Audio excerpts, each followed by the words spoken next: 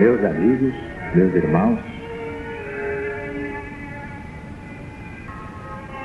o Centro Espiritual Universalista, o CEL da LBV, unifica neste final de ciclo todos os ensinamentos de Jesus em espírito e verdade, mas à luz do novo mandamento. Nenhum sectarismo, nenhum ecletismo, nenhum hibridismo, porque a verdade não é híbrida, não é sincrética, não é eclética, não é sectária. A doutrina do céu é exatamente a doutrina do Cristo de Deus, acima de todas as perversidades geradas pelas religiões humanas, diletas filhas de Satanás ou do Anticristo.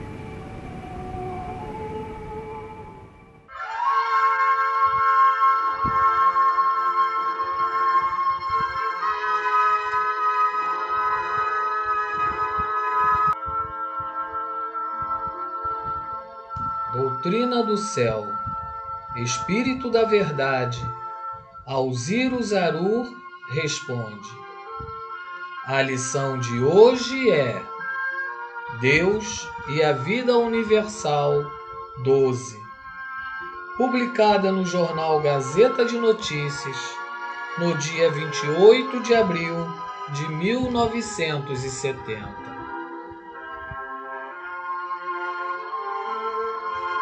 Disse o Espírito da Verdade que a previdência do Senhor vela sempre pela conservação de todos.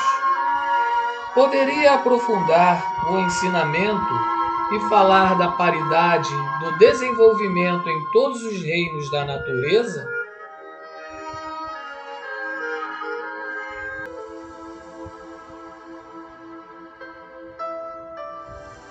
É que as espécies, incapazes de se defenderem, não são atacadas de modo positivo. Têm seus inimigos, mas entre seres tão fracos quanto elas mesmas, nunca entre aqueles que a destruiriam completamente, achando-as sem defesa ou meios de fugir. Cada espécie busca a alimentação que lhe é apropriada, não procurando jamais a que seja estranha aos seus apetites. O homem, no estado de encarnação primitiva ou rudimentar, não tem que temer mais inimigos do que os tem a esponja, que só é vítima dos insetos que dela se nutrem quando chega o termo da sua duração natural. Nem a carnívoros, nem a herbívoros, nem a nenhuma das espécies de peixes ou de pássaros serve ela de alimento.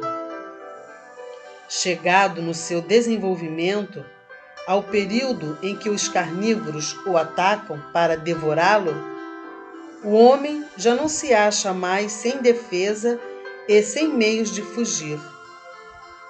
Dizemos os carnívoros e não os herbívoros, porque o caçador não persegue a caça que não tenha atrativo para ele. Também afirmamos que o homem, no estado de encarnação primitiva, não é mais do que massa, quase inerte, de matérias moles e pouco agregadas, que rasteja ou antes desliza, tendo os membros, por assim dizer, em estado latente.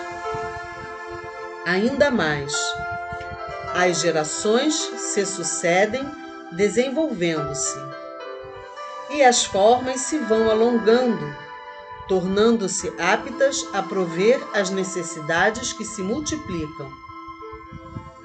A matéria está sujeita a um desenvolvimento regular. Os espíritos, quando se elevam, transpõem os graus desse desenvolvimento sem neles tocarem. Há sempre categorias de espíritos em correlação com os graus das encarnações. Desde o grau de encarnação primitiva até a forma humana, não há outra coisa senão um tipo único em germe a se desenvolver. Tipo único, mas que se modifica à medida que o seu desenvolvimento se opera, de conformidade com os meios em que se vai encontrando. E daí podeis tirar outras conclusões relativamente à elaboração do espírito nos diversos reinos da natureza. Efetivamente, o que se dá com a origem do tipo humano, que provém do limo diluído e fecundado, se verifica também com o princípio das primeiras plantas e dos primeiros animais. São, em começo, simples vegetações microscópicas que se desenvolvem, crescem e se estendem por sobre o solo e produzem sementes que, transportadas a diversos pontos, sofrem a influência da terra que as recebe, das águas que as regam, dos calores que a fecundam e, enfim, dos fluidos que a desenvolvem. Surgem, depois, os tipos animais que passam pelas mesmas transformações, determinados pelas mesmas causas. Agora, é preciso compreender como e por que chega o homem a ter a direção e a supremacia no planeta, não obstante ser o desenvolvimento material das espécies animais no momento da encarnação humana primitiva, superior ao do espírito humanizado, sob o ponto de vista do invólucro. O homem, nessas condições, não é um atrasado, mas um retardatário. O que há, em tal caso, é uma retrogradação física. Nele, a inteligência tem de despertar, ao passo que nos animais tem de se desenvolver. Fique bem claro o seguinte: ao fundar-se um novo planeta, o princípio de inteligência, o princípio espiritual que, em estado latente, ele encerra, tem de se elaborar, desenvolver, individualizar e adquirir arbítrio. O princípio espiritual, portanto, tem de passar por uma série inumerável de transformações para chegar a esse ponto. O espírito que encarna, ao contrário, volta à matéria para lhe sofrer a opressão, para se habituar a dominá-la, para aprender a se dominar, podendo o princípio inteligente, que então já percorreu uma certa categoria de estágios, ascender rapidamente, se o quiser, da ínfima condição em que caiu até às esferas elevadas que lhe compete atingir. Não se trata mais aqui de um progresso lento, insensível, mediante o qual, por assim dizer, se cria o ser espiritual. Trata-se de realizar um trabalho raciocinado, cujos primeiros princípios já foram executados e se cuida de aplicar. Façamos uma comparação para maior clareza. O espírito que se prepara nos diversos reinos inferiores, mineral, vegetal, animal, é como a criança da qual o germe, fecundado no seio materno, se desenvolve, nasce, se educa e chega à adolescência.